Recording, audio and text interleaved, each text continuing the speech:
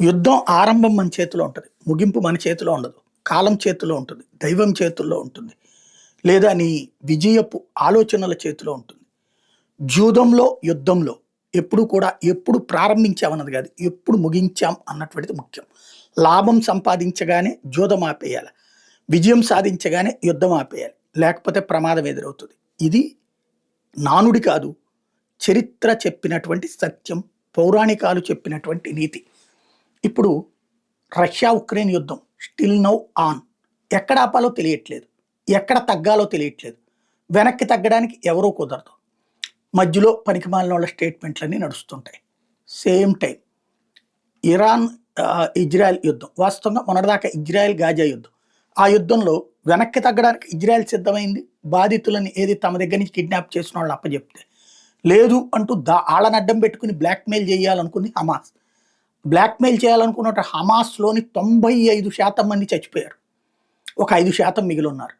వాళ్ళకి అండగా నిలబడ్డటువంటి గాజా ప్రజలు 60-70 వేల మంది అధికారికంగా, అనధికారికంగా 2-3 లక్షల మంది చచ్చిపోయి ఉంటారు. అన్ని శవాల మాటను కూడా ఇంతవరకు ఎవడు గెలిచాడు అన్నట్టు.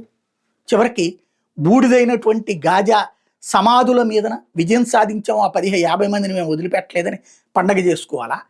లేకపోతే కనుక ఇజ్రాయెల్ని మేము గెలవనివ్వలేదు అని పండగ చేసుకోవాలా? అంటే సమాధుల మీద సంబరాలు చేసుకునేటటువంటి తీవ్రవాదుల యొక్క లక్షణం కనబడుతుంది. ఇప్పుడు ఆ యుద్ధం టర్న్ అయ్యి చివరికి ఇరాన్ మీద, అంటే వీళ్ళందరికీ మూలమైనటువంటి ఇరాన్ మీద దాడి చేస్తుంటే పక్కనున్న హౌతీ ఏం చేయలేకపోతుంది, హిజ్బుల్లా ఏం చేయలేకపోతుంది, హమాస్ ఏం చేయలేకపోతుంది. అంటే ఇజ్రాయెల్ ఎంత టాక్టికల్గా విజయం సాధించిందో చూడండి. ఇరాన్ సృష్టించేటటువంటి యుద్ధాన్ని గత 20 ఏళ్ల నుండి విసిగిస్తున్నటువంటి ఇరాన్ని ఎడతెరిపి లేకుండా ముందు తీవ్రవాదులని 95% నిర్వీర్యం చేసేసింది. ఇప్పుడు 5% ఉన్నారు, వాళ్ళ దగ్గర ఆయుధాలు లేవు. ఇటు పక్కన ఇరాన్ కొడుతుంది. మామూలుగా అయితే ఇరాన్ మీద ఇజ్రాయెల్ యుద్ధం ప్రారంభించగానే అటు యెమెన్ నుంచి, లెబనాన్ నుంచి, పాలస్తీనా మీద దాడి చేసి ఉండేవాళ్ళు. వాళ్ళందరి ముందు అంటే చుట్టూ నరుక్కొచ్చి వచ్చింది. ఇప్పుడు ఇజ్రాయెల్ అంతు చూస్తామని చెప్పినటువంటి ఇరాన్ తన అంతు చూడకుండా కాపాడమని చెప్పేసి ఇతర దేశాలను అడుక్కునే పరిస్థితికి వచ్చింది. ఏదో బాలిస్టిక్ మిస్సైల్ వేస్తుంది, అబ్బో అక్కడ కొట్టాం ఇక్కడ కొట్టామని సంబరం చేసుకోవడం తప్పించి వీళ్ళ ఎయిర్ డిఫెన్స్ సిస్టమ్ పనిచేయట్లేదు. వీళ్ళ దగ్గరికి చుట్టాల చూపుగా కాదు, రోజు సరదాగా వచ్చిపోయినట్టు బాంబు దాడులు కాదు, ఏకంగా విమాన దాడులు జరుగుతుంటే ఏమి పీకలేక చేష్టలుడిగి చూస్తోంది.